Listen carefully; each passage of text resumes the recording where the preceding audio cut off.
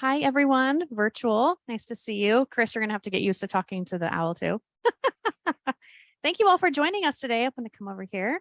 Still learning how all of this is going to work in the hybrid land, but I appreciate you all being here in person and those who are joining us here virtually. I just have a few announcements that I wanted to go through quickly, if I can get this to work, before we introduce our speaker.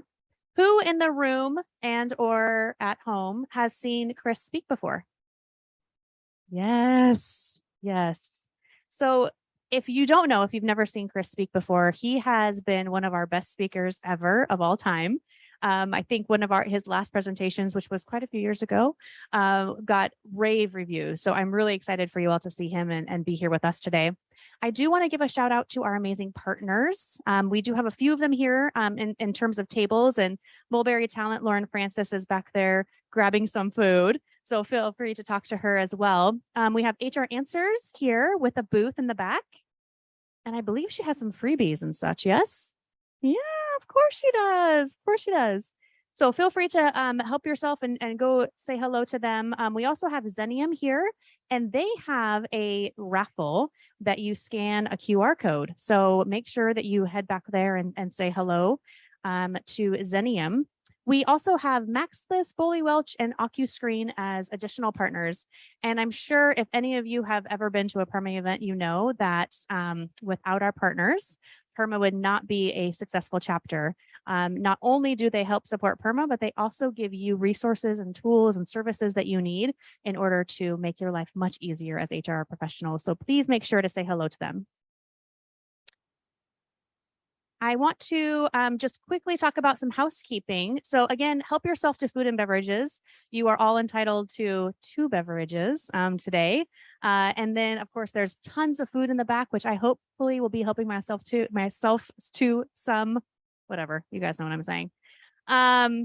Soon anyways. And then the recertification credit for today will also be emailed to you all tomorrow. So make sure that you checked in with Marcette.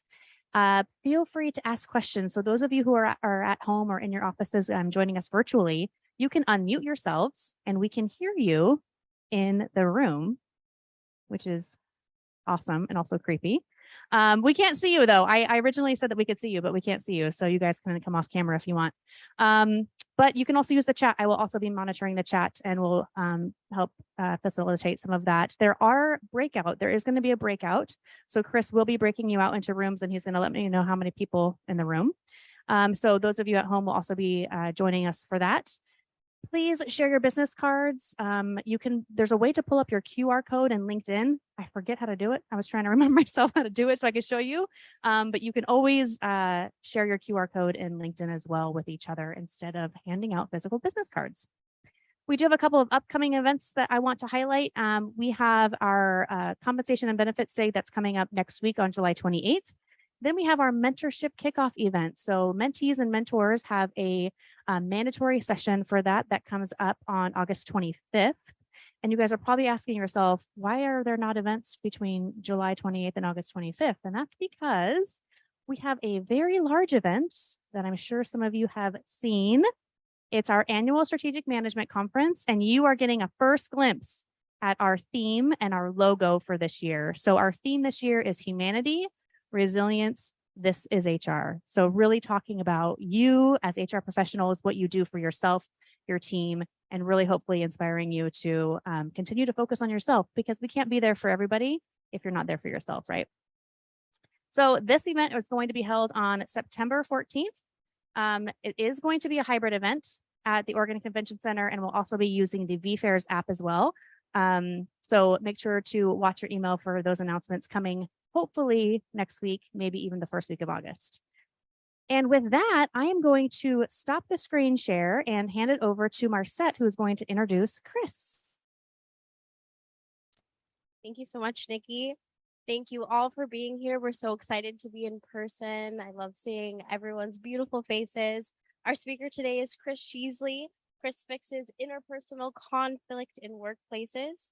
Having made conflict resolution his only profession, as well as his passion, over 30 years, Chris is among the most experienced and well-known conflict management consultants on the West Coast. He's helped people overcome discord in many organizations you've heard of, such as Providence Health Systems, Norm Thompson, Pacific Source Health Plans, Georgia Pacific, Oregon Health and Sciences University, Northwest Natural, and countless other companies and government agencies. He's also served on 15 professional mediation rosters. Among his special projects are constructive conflict, training for Intel, Metro Regional Government, Xenium HR, Portland General Electric, Fairbanks North Star Borough, the Port of Portland, and others. Also, facilitation of regulatory streamlining process for Oregon's Workers' Compensation Division, and exclusive strategic alliances with HR Answers and Xenium HR. And so it's my great pleasure to introduce Chris Sheasley, the conflict resolver.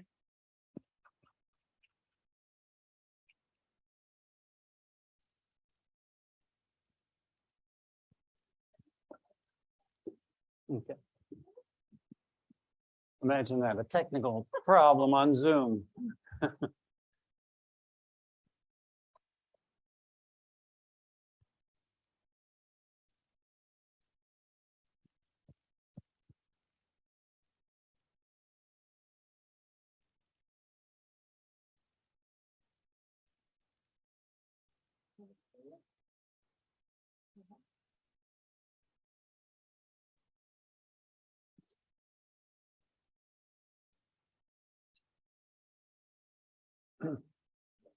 The kindest thing anybody said to me in the last 2 years was when I was having trouble with an online Zoom presentation, and they said, don't worry, Chris, we've all been there.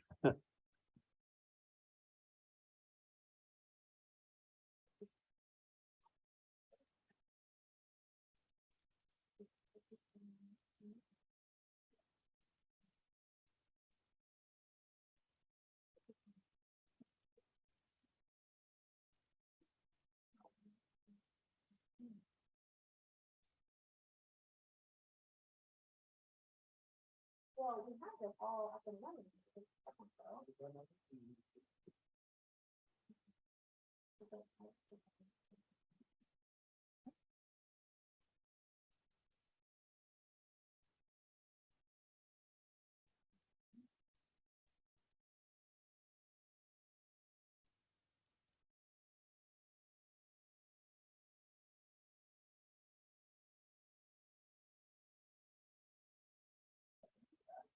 There we go.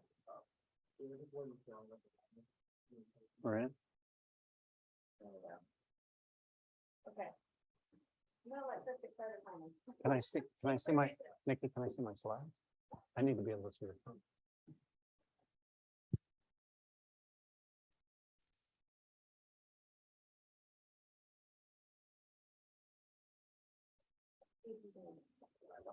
Okay.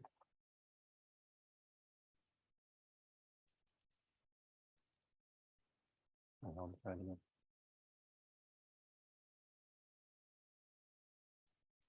I'll just do it. Okay. You didn't see that. You didn't see that. All right. Okay, folks. Hello and good afternoon. Happy to be here with you all. I want to tell you a little tale of woe to begin our time together here. I'm going to tell you the story of Ben and Cheryl. So Ben was the director of an organization, and he was really fed up with Cheryl. He was feeling like she was demolishing personal relationships all across the organization in pursuing her department's needs exclusively and forgetting about what everybody else needs in the organization.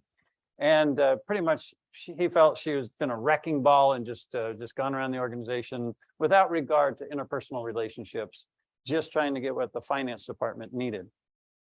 She was the CFO.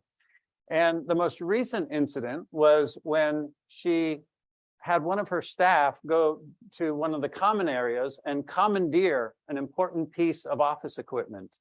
Took that piece of equipment back to the finance department, leaving other people totally like gasping in frustration. Like, how can they do that? They can't take that equipment. That's for the whole organization, not just for the finance department. So he said things like, I'd fire her today if I could talk the CEO into firing her. But of course, she's like a 23-year incumbent employee, highly placed, highly skilled, and very technical in her role. So not somebody easy to get rid of. Now, for her part, Cheryl was very frustrated with Ben, felt like he was not interacting, he was ignoring her, marginalizing her, not letting her kind of fully integrate into the executive team, and that he was kind of her nemesis on the job. So that was kind of the setup, and all of this led to the great conflagration. The great conflagration took place one day when Ben held a special executive team meeting, unannounced, no agenda. Everybody shows up from the executive team, and sitting there around the table, it turns out that the topic is the use of important office equipment in the organization. Which of course completely kind of outs Cheryl in the team session here, where he is explaining about how we need to protect office equipment and not let people take it if they don't have the right to it. So obviously pointing the finger right at her, and everything came tumbling out, all of his frustrations with her, and everything just starts coming out. And the meeting goes very poorly for everybody, particularly for Cheryl. She's sitting there kind of shell-shocked in front of this wave of innuendo and blame that Ben is placing on her. And she's trying to explain her truth, trying to tell her story in this context where she's kind of being ambushed, and basically never able to get out her side of the story in this context. So all of this then leads to the great silence. When they stop communicating from that point forward, there's no communication, no interaction, no engagement from that point forward. And that's basically how it stood until one day they called Inaccord up and asked me to come in and see if we could help them out, because they were both taking the organization down the tube. So that was the context for helping them out and trying to deal with some of the mayhem that their interpersonal dynamic had caused for each other and for the organization and for outcomes. So that's a little example of the kinds of things that we see in workplace. I'm sure you all can resonate with some of that and some of the themes that emerge in that kind of a dynamic.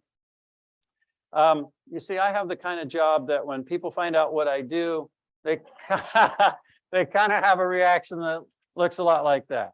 I'd never want to do that. And what I do is I walk into rooms full of angry employees and colleagues and coworkers, people that don't like each other, and I help them figure out how to talk to each other and be more productive and to get along. So that's the job that I do that often elicits this reaction from people. So the question for you all, and the title of our talk today here, is about conflict courage. So the question for you all is, are you among the HR professionals that are a little squeamish around interpersonal conflict, who find that maybe across your job description, the part that's maybe not the funnest for you is dealing with people in conflict? So if that's the kind of reluctance that you have, if you don't like to wade into that messiness, then this is the presentation for you. We're going to be talking about how to build your confidence and be more hopeful and more skillful as you go into dealing with conflict situations. You're paying a big price if you kind of ignore conflict among people, both organizationally in terms of what you're able to produce and how many widgets you can put out, and the service and the quality and customers. I mean, there's all kinds of issues, right? But you're also paying a price in terms of your own personal development and your own career development and your own perception of others as a leader in your organization if you have some reluctance around conflict. So that's why I want to help you all leave this session an hour from now excited about the next conflict that you get to rush into and solve for people in your organization. Let's just start though with some of the ramifications. So let's say that in your organization, just maybe the conflict isn't handled all that well. What are some of the ramifications? I just kind of want to get you thinking in terms of conflict, its impact on organizational life. What are some of the things that you all find might happen if you're unable to resolve the conflict effectively? What are some of the implications or ramifications? Productivity is a casualty, indeed. Turnover, all right, yeah. Unfortunately, of people that you probably don't want to turn over, leaving, because 50% of departures we've seen in some studies are because the people can't get along with each other. We have a couple a couple comments on Zoom. We have morale declines and Oh. employees will leave. All right, good. Silos grow. Siloed growth. Silos will grow. Okay, right. More division among folks. All right, so that's kind of a good kind of getting our appetites going here about conflict and, time, productivity, loss of good people, all those things are what we experience. And also, again, the theme here is helping you all be more confident and effective as leaders in conflict situations. So your credibility in terms of how you're perceived as a leader by allowing some of this stuff to happen and to cause that kind of mayhem in your organizations. So by any measure, conflict in organizations has a pretty big price. But I'd like to suggest to you all that it's an unnecessary price, that you don't have to have conflicts ending up in that kind of mayhem and the great conflagration or the great stony silence, that it actually is resolvable. And I know that because that's what I've done for 30 years of my career. And it's not just about me. It's not just about, my mediation or the way that we do it. It's the fact that any honest mediator will tell you about 80% of the cases that we handle result in resolution. And it's not about mediation even. It's about effective, facilitated discussion and dialogue and negotiation. So what I'm suggesting to you all is that if we can take the worst cases that organizations produce and we can come back to you with an 80% success rate, then you all internally as HR professionals have a much higher likelihood of solving conflict within your organizations than you might recognize.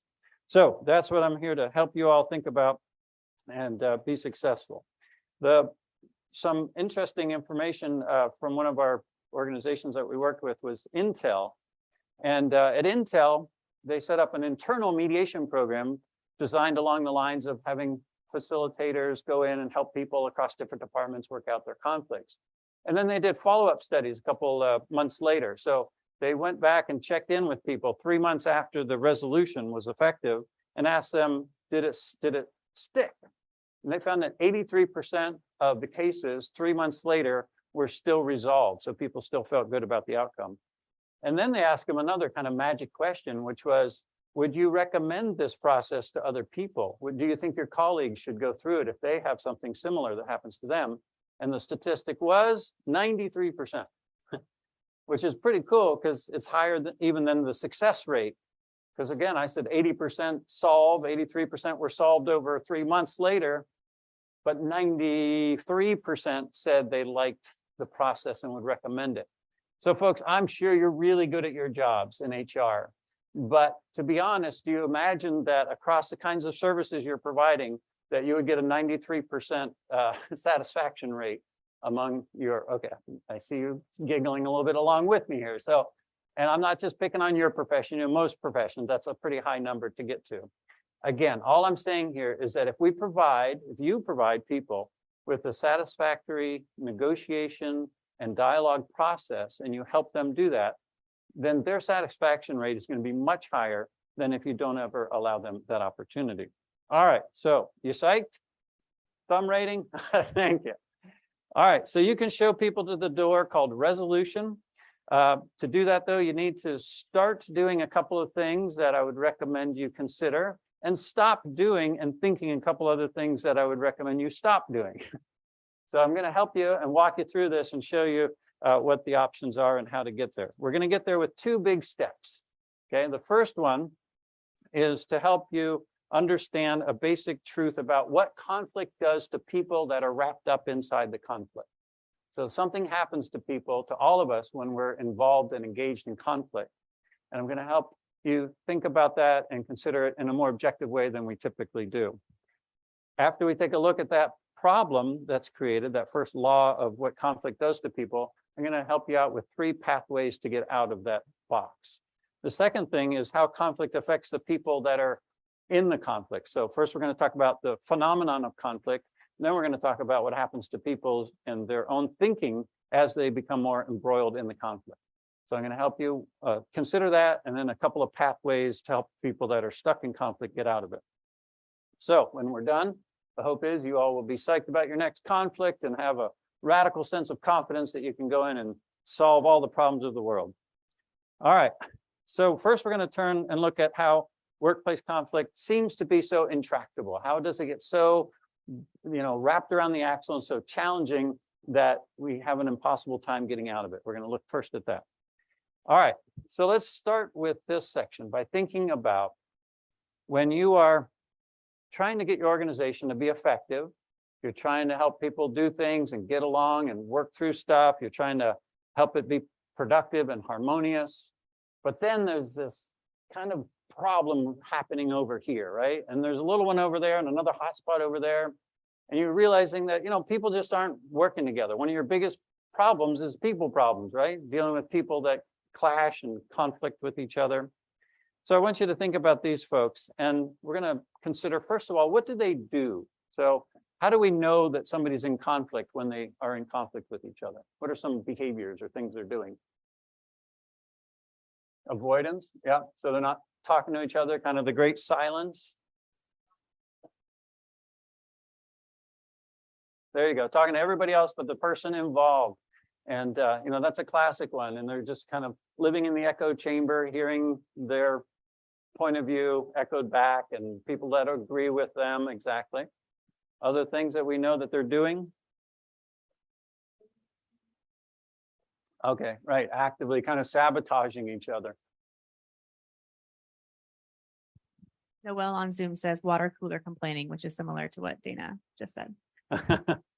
That's good. Is that copyrighted? I'd like to use that line again. So that's stuff. And we've seen things in our mediation work. People firing dirty looks at each other. People, holding up a clipboard in a staff meeting. That was always one of my favorites. Holding up a clipboard so they didn't have to look at the other person during the staff meeting. Slamming doors in each other's faces. There was a stapler that kind of flew across the room by accident. It was an accident, right? Flew across the room. There was a block that happened, or was that person moving too fast and the other was trying to help them, or did they kind of push them? It's hard to say, right? So anyway, these are the kinds of extreme examples, but mostly it's just kind of the silent grumbling that happens and where people, you don't really know that the conflict's happening, just that they're not getting along anymore. All right. So I wanted to get you there first to think about these conflicts and how we experience them, how we see them happening. Next, I'd like you to consider then how do we describe these people? All right? I want you to think in terms of adjectives. Right? So come up with a list of adjectives that describe how people are in conflict. And this is a contest and it's an assignment at your table. So together, I would like you all to work and come up with as many as you can. You will only have 93 seconds to do this. So at your tables for the next 93 seconds, jot down all the adjectives that come to mind that describe people in conflict. How do we describe these coworkers and employees?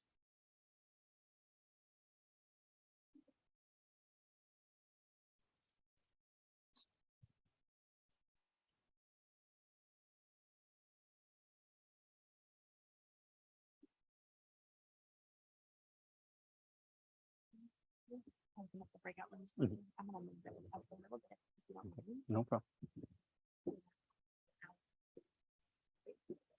You got it. Everything else okay? Okay.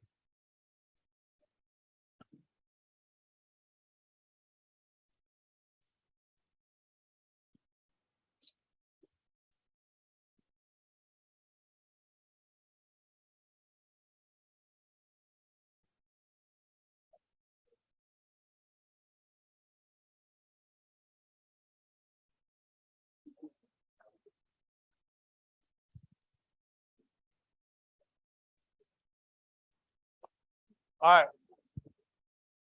I know that was a long 93 seconds, but I was feeling generous. How many do you have on your list? Just raw numbers. How many do you have out there? What? Overachievers. 11. Anybody got more than 11? Do I hear more than 11? Do I hear 12, 12, 13, 23, more than 11? Anybody? 11 it is? All the way back there? Oh, right there was 11. All right, nice work. You all get the box of toys to play with.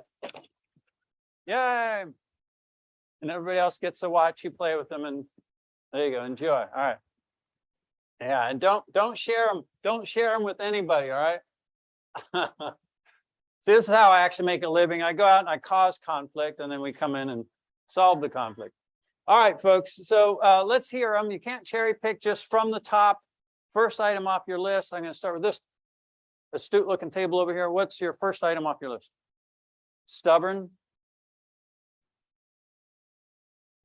What's the next one? Angry, stubborn. Aggressive. All right, next.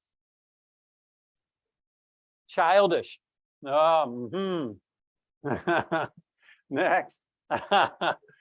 That one resonated, which is interesting because I want to talk about that in a moment. All right, what else you got? All right. Next, let's go one more round. Annoyed. All right, from Zoom, we have not a team player, agitated, frustrated, angry, grumpy, troublesome, difficult, fixated, shut down, not themselves, angry, difficult, unproductive. Okay. Oh boy. This isn't any fun at all, is it? All right, don't worry. We're going to find a way to get out all this conflict here. But this is where we're starting, because this is where people are, right? And this is how we perceive them, which is the important point here. They're blameworthy. They're kind of unskilled. They're challenged. They're difficult people, right? These are some of the things that I hear all day long when I get calls, often from HR directors, telling me about conflict within the organization, the kind of descriptive terms that you all are using to talk about people. And I was particularly tickled to hear you say acting like children, because that's kind of a metaphor that I hear often as well, is that people within the organization are acting childlike, or this is just like middle school. You know, it's one of those, if I had $1 for every time I heard that one, that would be helpful. So when we think about then this idea of childlike behavior, let's use that analogy for a moment to consider, how do we deal with children when they're fighting with each other? We give them a break, a timeout, share. And then as you say it, think about the analogy to workplaces and what management might do to kind of misbehaving employees. So timeout might be, pay time off, or it might be something else. How about, what else do we do? Do we separate them? Right? Okay, so maybe we find a way within the organization to creatively find another position for somebody so they don't have to work with each other, even if that's not the right thing for the organization. Maybe we tell them just get along with each other, right? You've probably seen that happen in organizations where you just say, snap out of it and just get along and get the job done, right? You try that one too. Or we warn them of consequences, So anyway, you're getting the idea. A lot of the things that we do to do with children that are not getting along with each other. And in organizational life, I would like to suggest to you that those things that we just talked about, those are all at times necessary. Okay, sometimes we do need to separate people. Sometimes we do need to admonish. Sometimes we do need to tell them just to get along with each other. But I'd like to suggest to you that that is not an effective way to actually solve the conflict.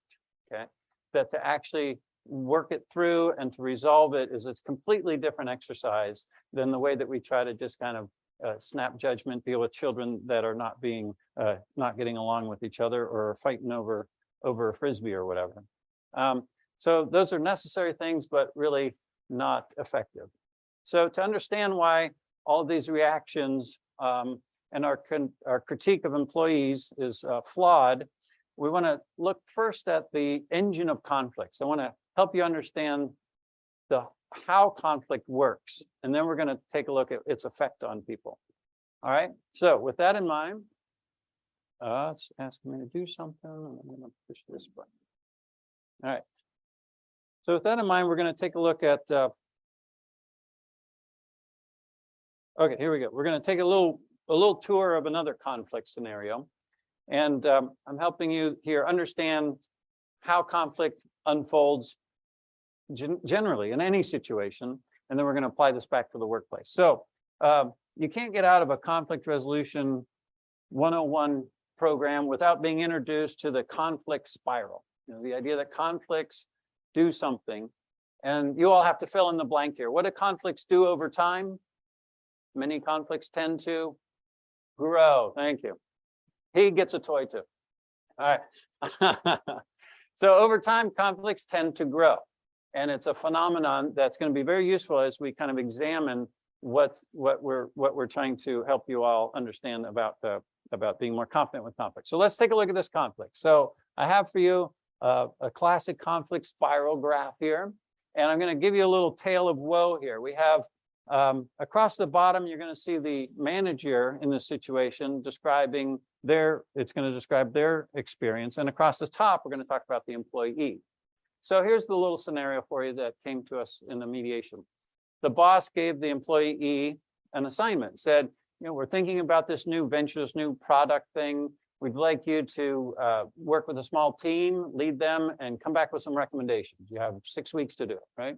So the employee goes off, does that assignment, comes back to the boss, and ta-da, shows what they have produced.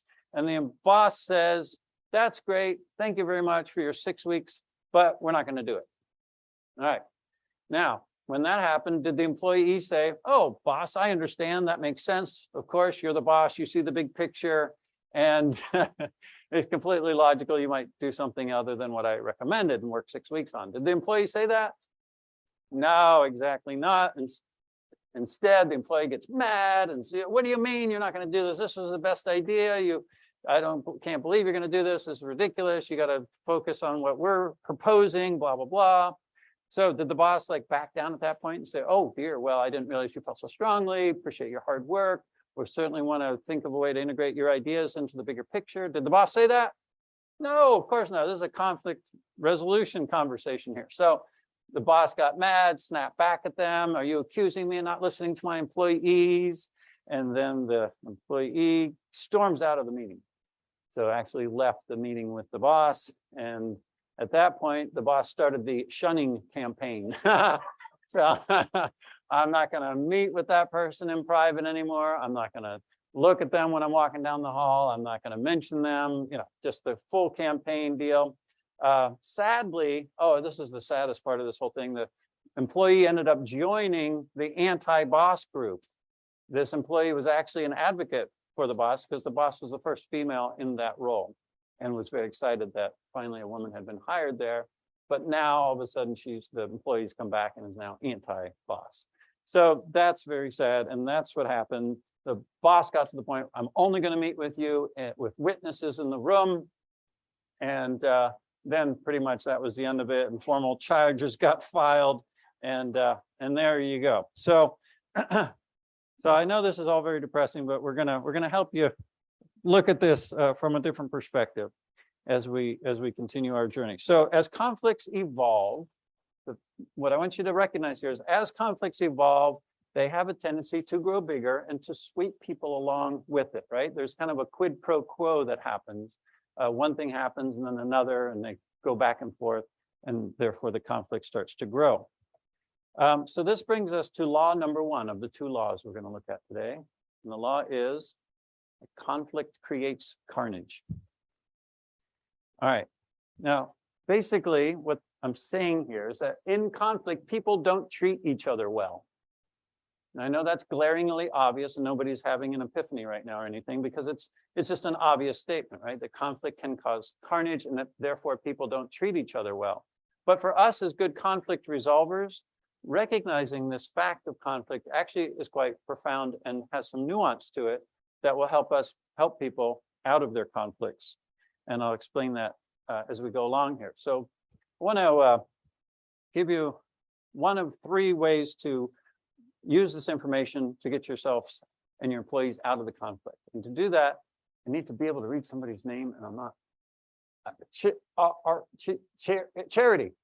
Okay, great, thank you. Then I need another one, Patrick. Okay, Charity and Patrick. All right, good. That's the disadvantage of sitting so close enough where the speaker can read your name tag. All right, so imagine the following scenario, all right? Charity reaches under the table and she pulls out a lightsaber, all right? And she turns it on. Yeah, no, we're all very impressed. It's a real lightsaber.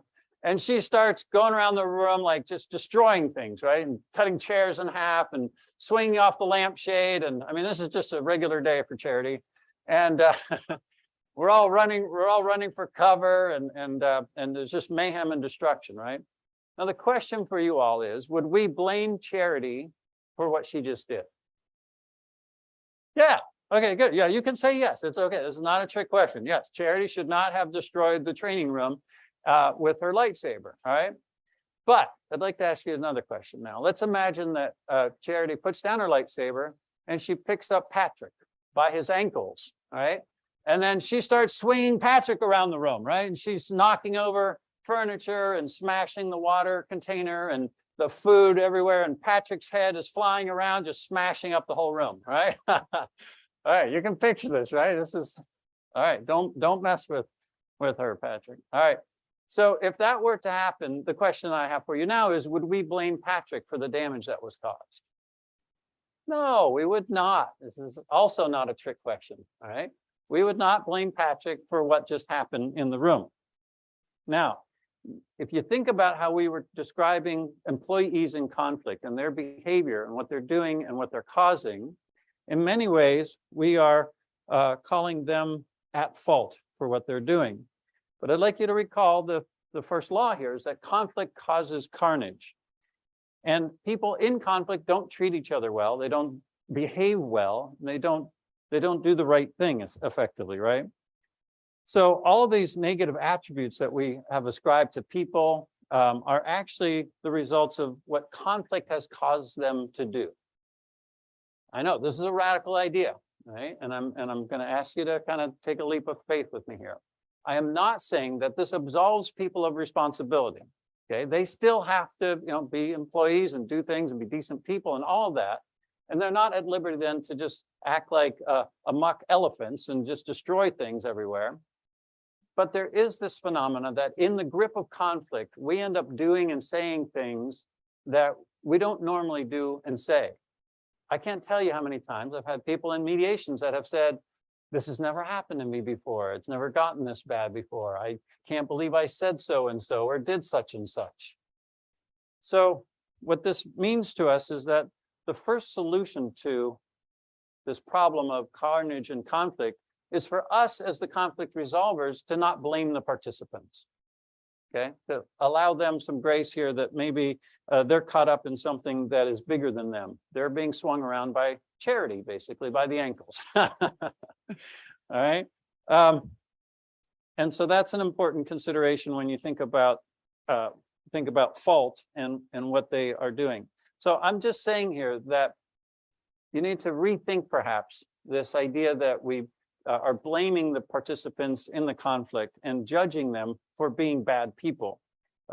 Instead, they're often acting in ways that are incongruent with how they perceive themselves and how they want to behave. So that's an important first thing. So what are the implications for us? Like, why is that helpful information? What does that help us do as leaders in organizations if we kind of accept this concept? What are your thoughts on that? Excellent, right. It gives you more neutrality. Then you can see both sides in a way that you might not have seen it if you were blaming one side or the other. Other? Is what?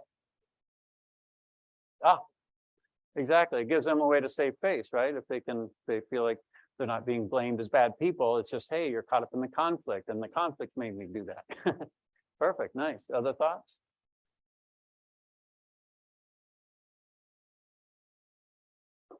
Nice. Okay, great. And it's almost like you're reading right off my notes here. I would expect that from a Jedi. After all, you have a lightsaber and everything. So here's some thoughts, and it echoes what you all have shared. It avoids ascribing blame. If we recognize that they were caught up in something, it helps us prevent us from taking sides. Exactly. You guys nailed all three of these. And then the last one was retains focus on fixing the conflict dynamics. And I think in many ways, the last one is the most insignificant and important of the three.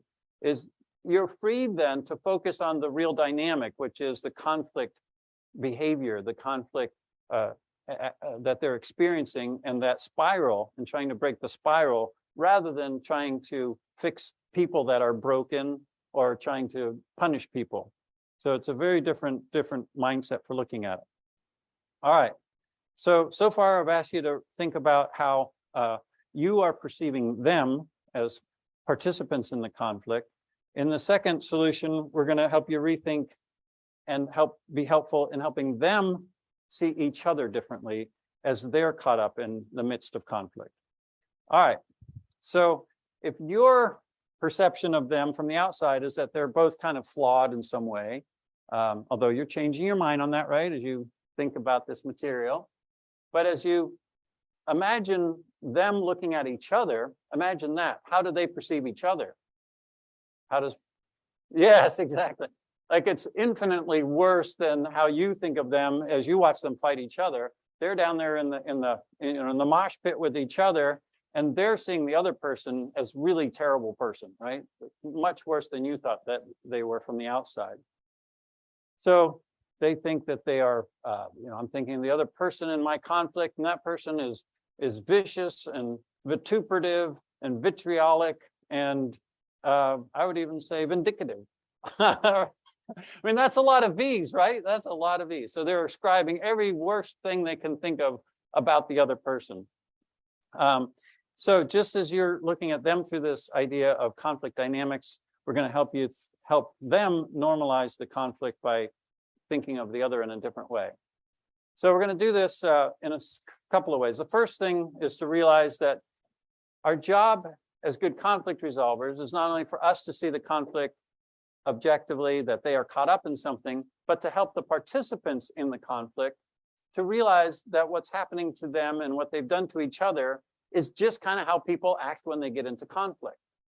Now, this is a powerful moment in many mediation sessions when I've described to people this idea of, you know what, you have a lot of concerns, a lot of complaints, a lot of history, a lot of water under the bridge about how they have treated you in the course of this conflict over the last 3 years. I'd like you to entertain the possibility that a lot of what happened was because you were in conflict with each other. And it was almost kind of like a V8 moment for people when they realize, yeah, it's because the conflict was creating that. So in essence, you're starting to normalize for them, the participants, how they've experienced the conflict. And you do it with questions like these. You might ask them, what was your experience like working with the other person at first? And I have a surprise ending on the Cheryl and Ben case that I started with. I'll tell you that in a moment, but that was a very significant question for them. How does Cheryl interact with members of her own team? So we're starting to get some objectivity, right? We're helping the person who's in the conflict with the other start to think of the other person in different ways, not just from their own experience, but how they perceive them with others. How do you feel about your own statements and actions during the course of this situation and this dynamic? Yeah, so this is a powerful question because it helps them start to self-reflect and realize that, maybe I did some things that the other could have perceived of as negative as well. So the last one here is actually just draw the spiral for them, do a quick explanation of what it means, and then say, do you notice yourselves in this at all? And giving them a chance to kind of objectively look at the conflict and what they did to each other during the course of the conflict. So the meta point in all of this is to help the participants in the conflict kind of think about what they've been through and to entertain the possibility that, maybe this is one of the ways that things turn out when humans get in conflict with each other. We start treating each other poorly, and thus they kind of normalize the conflict behavior that they are embroiled in, and then forgive each other a little bit. So that's very powerful, and that's kind of the second step out of conflict creating carnage. All right, so now we've transformed conflict into the dynamics at play rather than condemning the people that are caught up in it. We can add a third solution. In this one, I'm going to bring Ben and Cheryl back into the conversation. In fact, I have a picture of them for you. Yes. There they are, Ben and Cheryl. That's the actual, they consented to allow us to bring their pictures to the presentation today. So Ben and Cheryl, and you'll be amazed to know that this conflict was resolved between Ben and Cheryl because they became completely different people.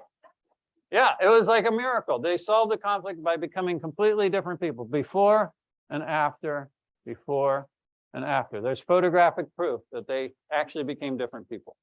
All right. Now, if you're a little confused, I don't blame you for being confused, but my point here is that people often say in the mediation, the other person is just so fatally flawed as a person that I can't work this out with them. And what I say as a mediator to them is, at some point, I invariably say this in a lot of cases, I'll say, you know what, Ben, you're probably right. In fact, I know you're right. We could sit in this mediation for 100 hours straight, and Cheryl's still going to be the same person that you've been working with for the last 5 years. Okay.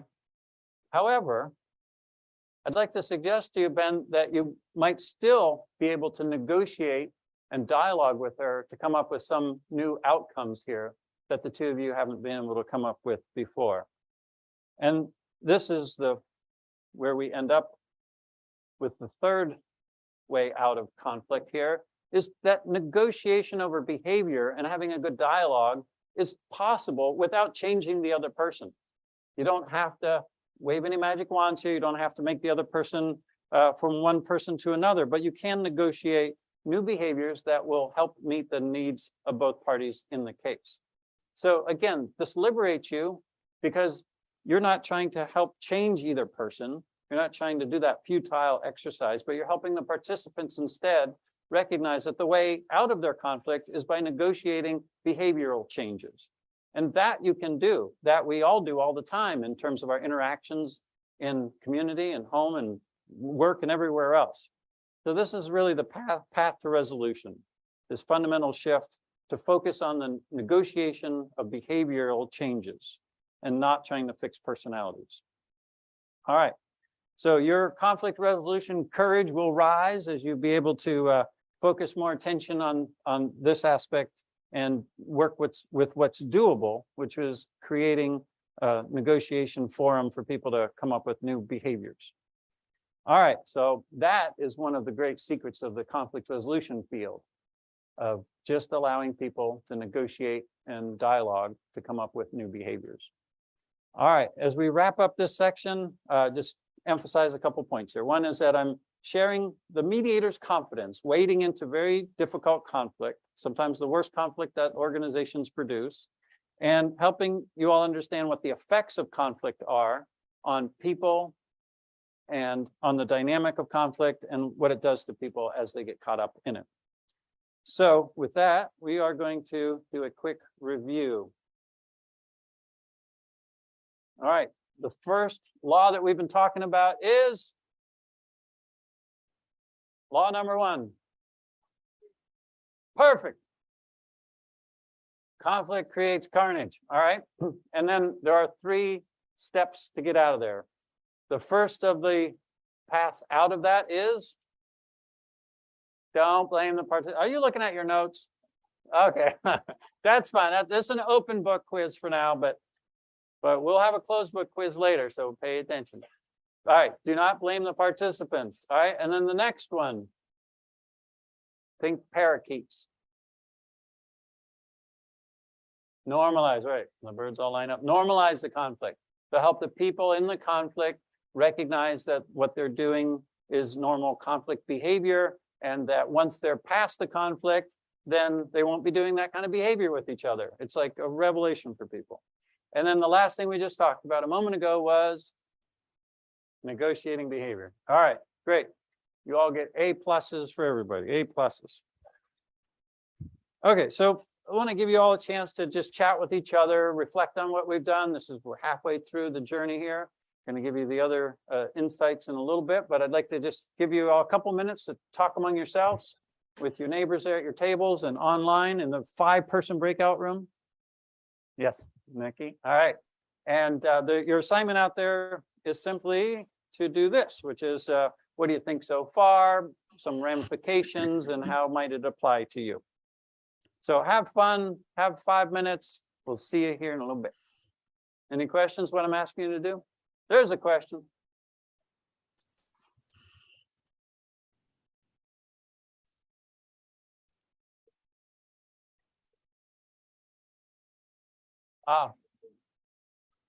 Sure. So the question is like, are we together jointly or are we doing them individually?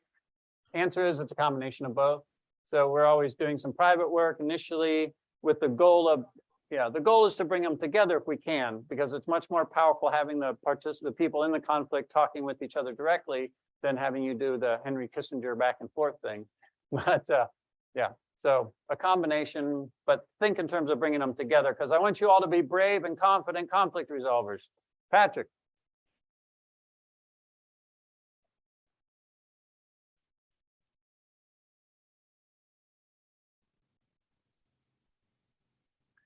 Sure. So we're getting into some of the good stuff here, so the question is, are you going to get more honest answers if you keep them separate? And yes, indeed, you will, with the goal of bringing that information into the joint session. So if I'm hearing something that I know is going to be an important piece of information that party two is going to want to hear, or that I think is going to be important, even if it's not good in terms of like happy stuff, if it's a frustration and somebody says to me, I just don't think I should say this, but this is how I really feel. Well, I'm here to help you do that. I'm here to help you have that conversation. And this may be one of your last best chances to have a difficult conversation with me there to help you do it. So I would encourage you to bring that up. But Patrick, how are you going to say that when we're together with the other person? Pretend I'm that person. What would you say? And so you work it out, you play it out. If it totally sounds like it's going to be a bomb, then you like say, well, how do you think they're going to react to that? Is there another way you could say it? You think they'll listen to it? Anyway, I can go down the rabbit hole with you here, but hopefully you get the general sense. Yeah. All right, there's your assignment. There's your table. Talk to each other. See you in 3 to 5 minutes.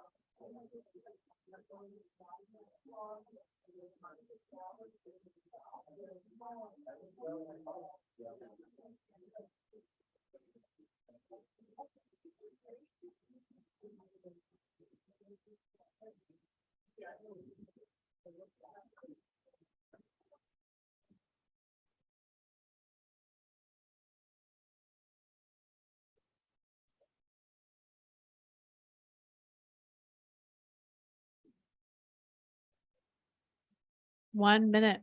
1 minute.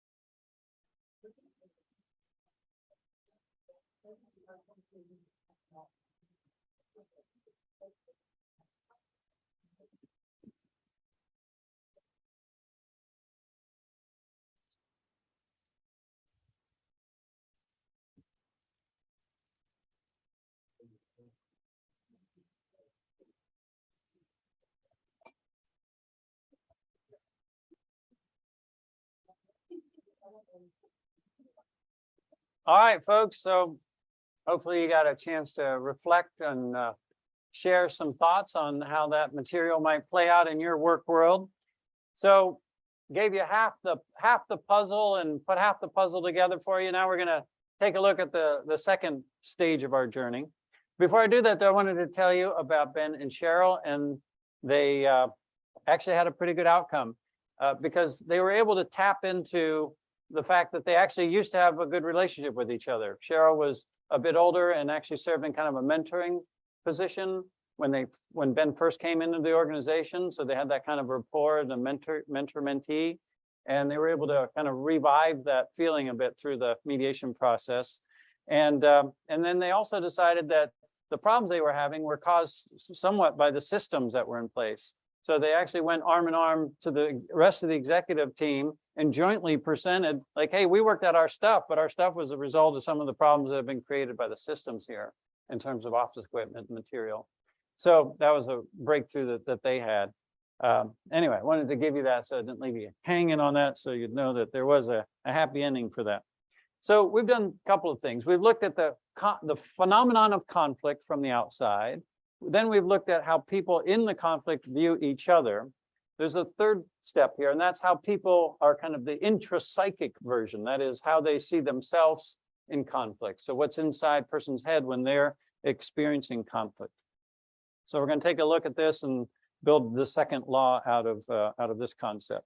For this, I'm going to give you another little case example. This one was a organizational wide fiasco. It was a new software rollout of a program that the company needed to work on and to do their work effectively. So there was software that was just rolled out across the entire organization, but it was a complete chaotic, disruptive, waste of time, bruised relationships kind of rollout. You know what I'm saying? Poor Enrique was a department head, and he had some concerns about it initially, although he recognized that the organization needed a new system. He just wanted to have some influence on it. So at first he said, I have some ideas that will help this be a more effective rollout for my team. And he fought for input on those ideas. And then he wasn't getting much traction there. So then he started fighting for changes to the rollout. And when that didn't work, he just started opposing the rollout, carte blanche, right? All across everything when he lost the earlier battles. He accused Monica, the lead person on this, the VP that was leading the project, accused her of being control hungry, that she was being stingy with information. I mean, he had lots of things to say about her behavior during this process. For her part, she was really befuddled because she couldn't imagine why he was ascribing all these really negative things to her, because in her heart, she knew she wasn't doing that stuff. It was just really things that she felt he was projecting or making up. how could he believe all these conspiratorial ideas is one of the things I remember her saying. And she also thought, well, he's just using this whole thing as an excuse to kind of circle the wagons, silo his department even more, and not engage with the rest of us because he's only out for his own good. So that's kind of how nasty that one got. And I'm going to use this one to describe the second law of conflict dynamics and how it gets so deeply challenging to resolve. All right, so let's first begin by focusing on Enrique here for a moment. What do you think was going on in his head? How did he perceive himself? What role was he playing, huh? Yeah, so he felt like victimized by what she was doing.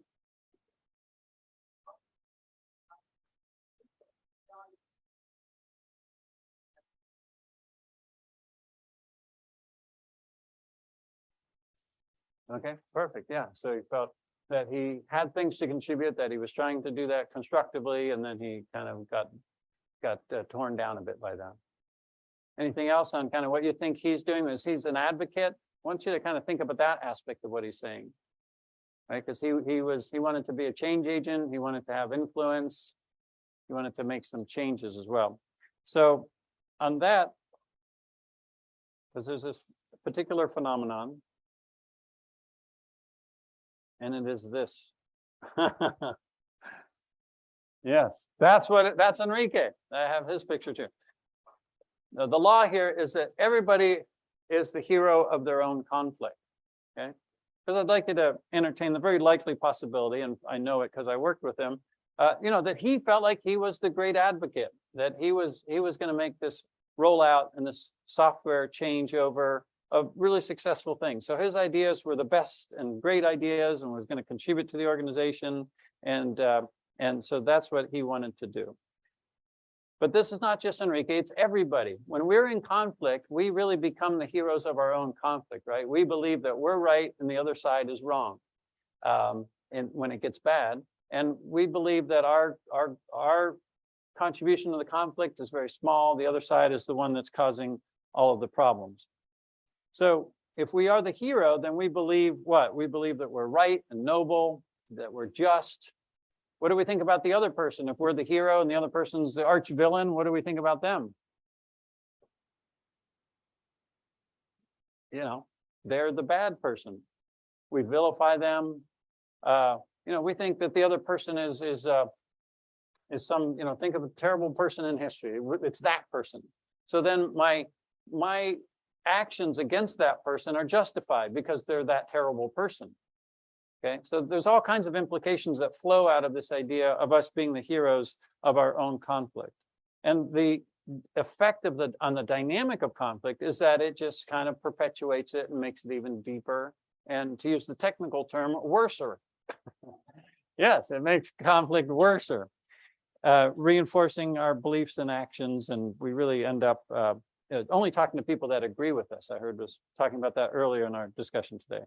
All right, so that's the bad news. People are the heroes of their own conflict, and it makes them deeply enmeshed in the kind of truth that they're holding, and that's not good for the conflict dynamic.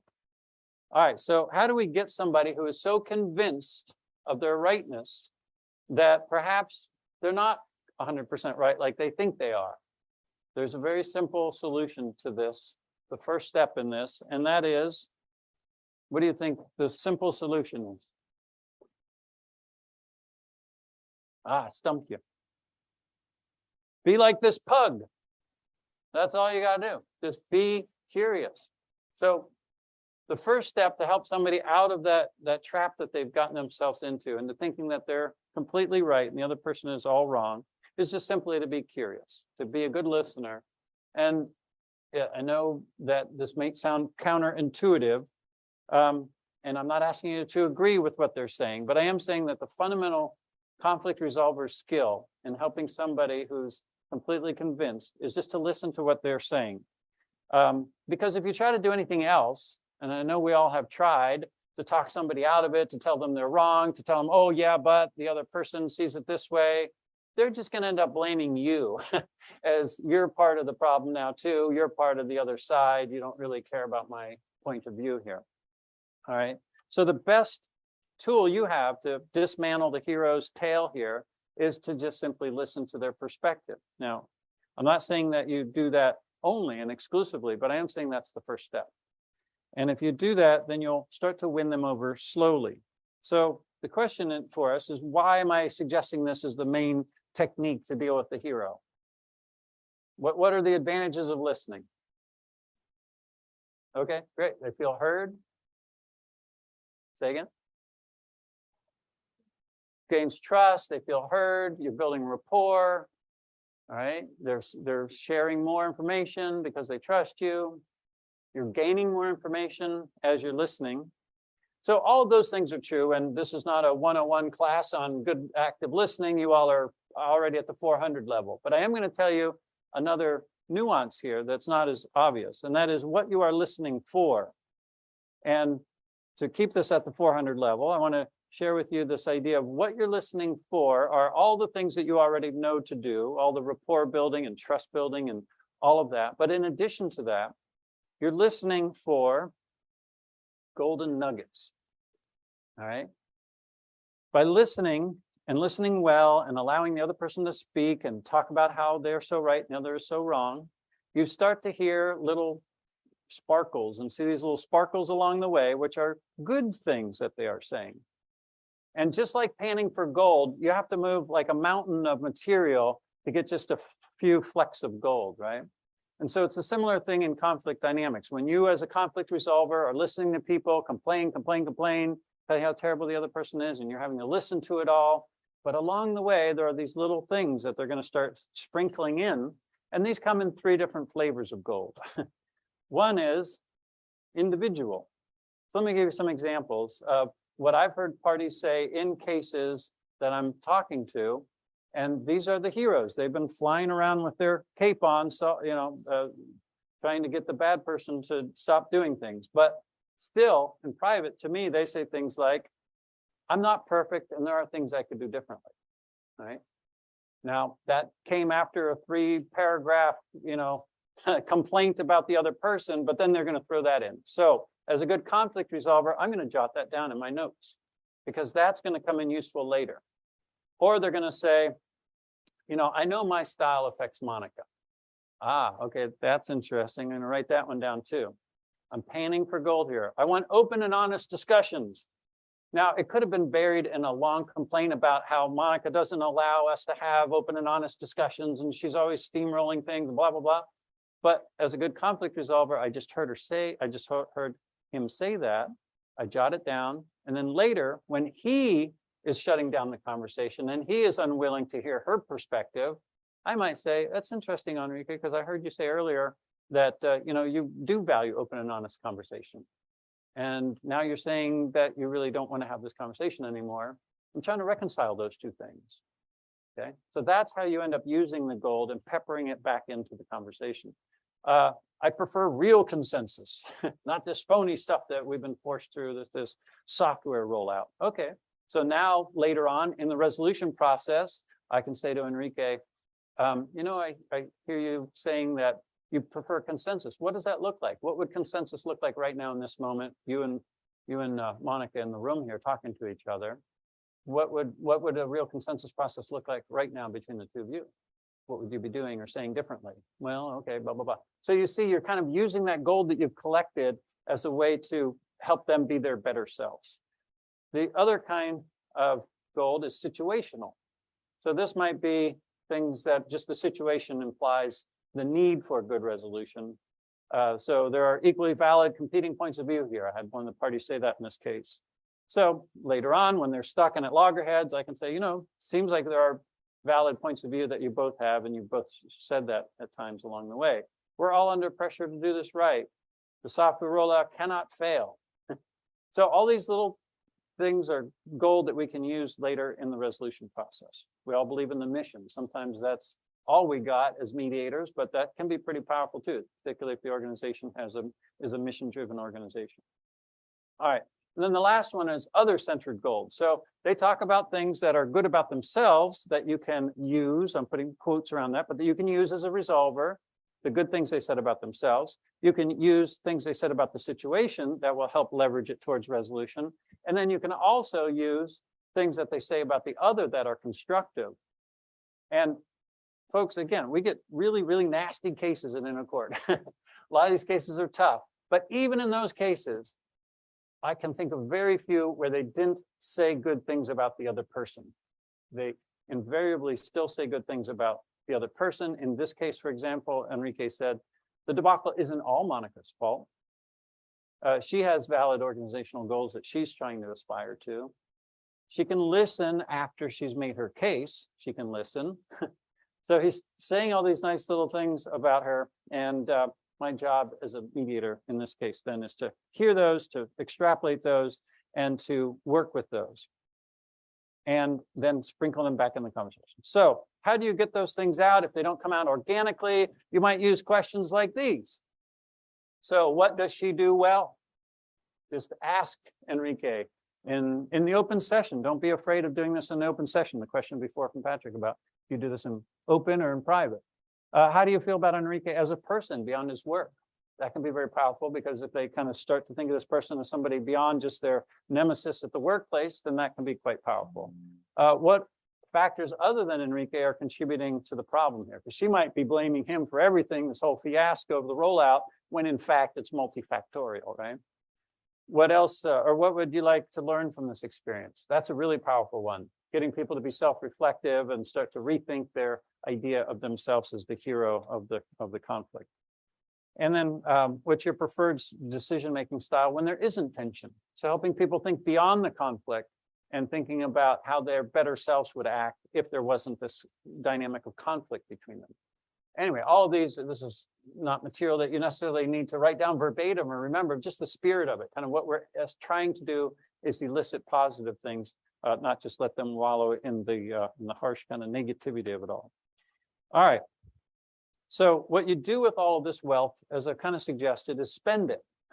And if you've listened well as a good HR conflict resolver, you've listened well, and you've heard what they've said, and you've collected this little bag of gold, then you're now the richest person in the room when it comes to sitting down with them, because you can then start to spend it by putting it back into the conversation.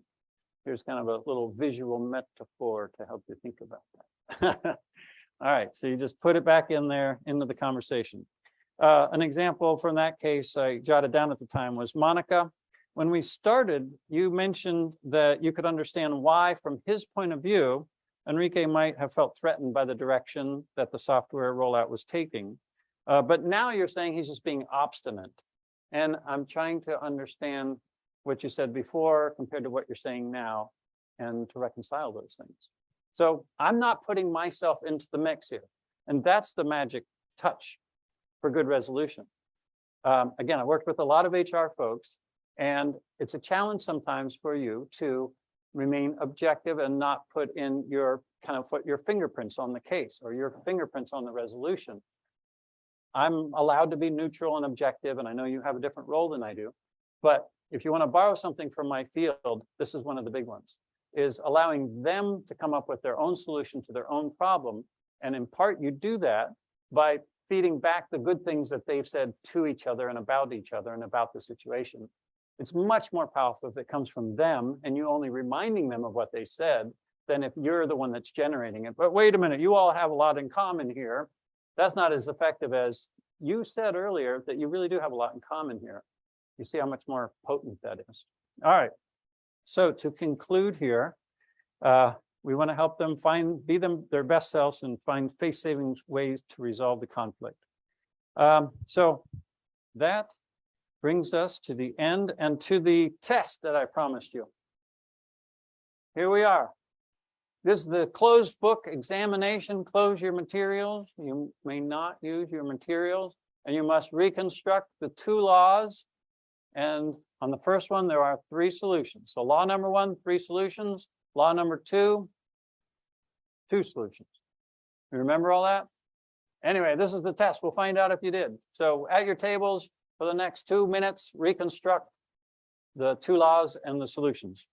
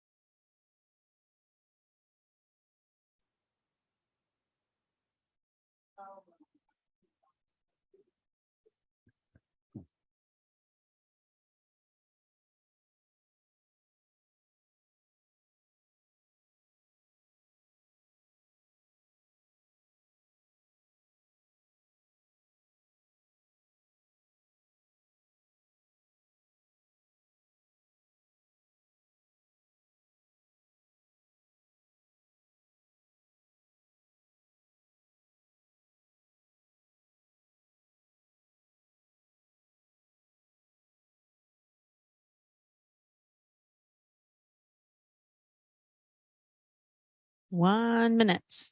1 minute.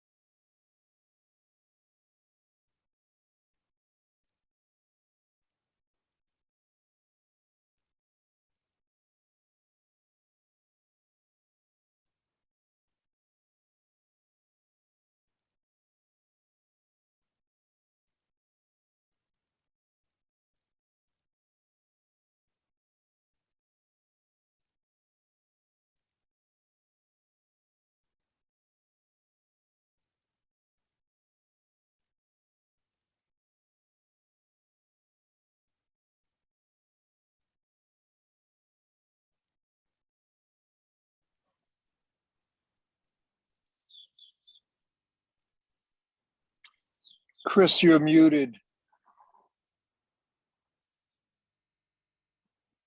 Hello. Okay. Yeah. Number 2, normalize conflict. Oh, I haven't put that one up yet. Nikki's sabotaging us. All right. Number 2, normalize conflict. Did you get that? Everybody have 100% so far? That's it. All right. I knew you would. Last one is negotiate behavior. All right. So conflict creates carnage. Conflict has this tendency. So 3 ways out of it. One thing is to not blame people that are embroiled in it. They're being swung around by something that that is kind of greater than them in a way. We try to help them perceive each other differently by normalizing the conflict that they're engaged in. And then we help them tiptoe out of conflict by negotiating new behaviors rather than trying to change each other. Second law is people are heroes of their own conflict. So now we're looking inside their heads. And we're helping them get out of their heads a little bit by being curious and good listeners and using that listening to sprinkle gold back into their conversation. All right, folks, that brings us to 5:15. And speaking of tiptoeing, I've tiptoed a wee bit past our 5 o'clock. Just want to say a couple of things to close out here is that I hope you have new insights and some ideas on how to resolve conflict more effectively. I hope you have some new courage to wade in the conflict and to be effective with it. And hope that you can engage, normalize it, and be successful in the conflicts that you encounter. If you'd like to stay in touch with InAccord, we have a sign-up sheet there on the tables, and we will look forward to hearing from you. We have a newsletter that we put out that looks something like this here. So that comes out about quarterly. If you're interested in staying in touch with us, we can get that for you. Otherwise, that's it. Thank you very much. It's been a pleasure.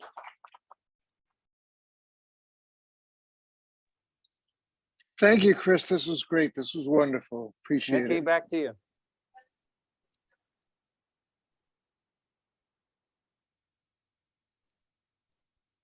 Hold on, Alan. Hold on.